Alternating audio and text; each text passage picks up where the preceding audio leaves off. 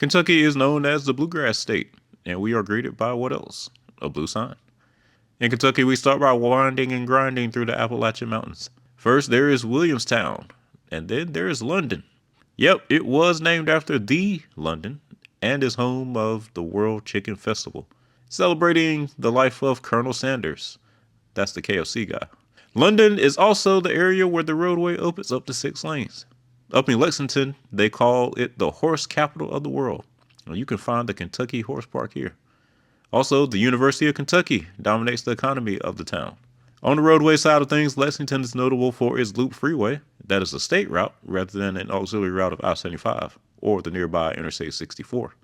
And at I-64 East, you can head to Winchester or Ashland, and also Huntington, West Virginia, though that one isn't on the sign. And after a short concurrency, it heads off west to Louisville, while we are heading north to Cincinnati.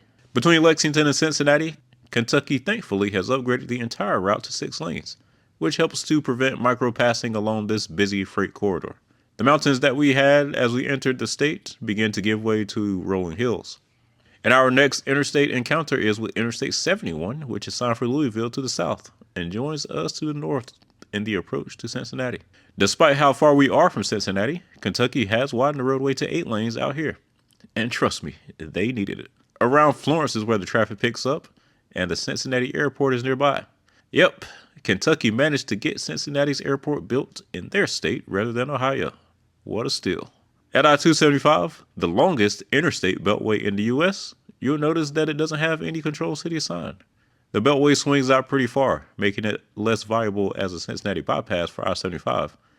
But depending on traffic, it might be a decent option for those continuing along Interstate 71. As we enter Covington, we come around this curve and you get one of the best views on the interstate highway system. Look at downtown Cincinnati. Just fantastic. And this area is often congested, so you'll have plenty of time to admire the view and take it all in. As we descend towards the Ohio River, we cross the Brett Spence Bridge on the lower deck.